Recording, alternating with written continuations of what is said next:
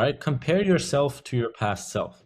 So I see it all the time, right? People love comparing their numbers to so-called industry averages. It mostly just doesn't work because every company defines things differently. The comparison that does work are your own KPIs from the last 12 months. Okay, so you just look at your own data 1 year ago. There's something called the boiling frog syndrome. And if you haven't heard of it, it basically means extreme change is noticeable, but gradual change isn't.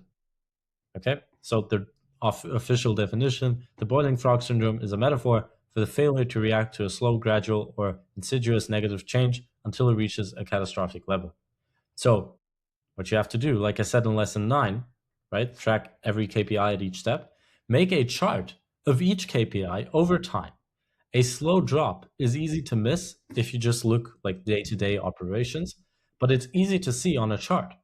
So you catch it on the chart and you can fix it before it reaches this catastrophic level where you can't correct it anymore. All right, and you choose the time window for this chart based on how long your sales take. So if a sale takes 9 months, then obviously you look quarter by quarter. But if you're more like transactional, a sale takes a week, then you look week by week, and so on. Okay? Now the next lesson is about stages, because I know a lot of people think that if you just get the right stages, then your forecast will be better. That's partially true. But stages help humans, but customers just don't follow them most of the time. Okay?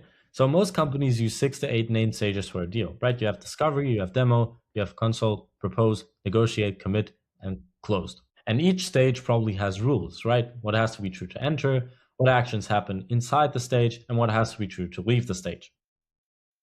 And this is extremely useful, don't get me wrong, because humans need a way to think about and to talk about where a deal is. Like saying it's at propose is shorter than explaining the whole context of an entire deal. But customers rarely move through these stages in order. They jump back or they ghost you and then they suddenly come back only to just not buy again. So a stage label tells you where the salesperson believes the deal is, which can be different from where it actually is. And all of this to say, don't overtrust the stage the deal is in when you forecast. The stage is what the salesperson thinks. It's not the actual reality. All right, next. The single biggest reasons forecasts are wrong is because the deal didn't close on the date the salesperson promised. Obviously. You've probably had this problem hundreds of times. But why does that happen? Because the customer never actually had a deadline in the first place. All right. So this is actually what the salesperson can do. So there are two types of deadlines. You have a nice to have deadline, which is let's just start in May. Okay. That's a nice to have deadline. This is soft and most of the times doesn't work. A real deadline is your customer telling you our current contract ends August 1st and we'll be locked out. So we need something new. That's a real deadline. Okay.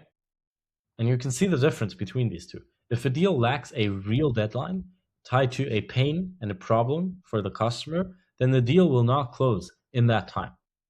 Never. Okay? You need a real deadline for every deal. Or if you don't have one, then you can't say that that specific date is the date they will close it. But I'm telling you, you can find a real deadline in every deal. You just need to dig deep enough. So how do you do this? Well, you can ask questions like, when do you need this by? Very simple. And then ask, what happens if you miss that date? So you say, when you need this by, they're going to say something. And then you say, what happens if you miss that? What happens if we don't do it then? Now, if the lead hesitates or shrugs, there's no real deadline. Okay, so you need to dig deeper. But for every deal, you write down the real deadline and the bad thing, so the pain and consequence that happens if the customer misses it. And deals without that should have lower weight, like weighing on the forecast.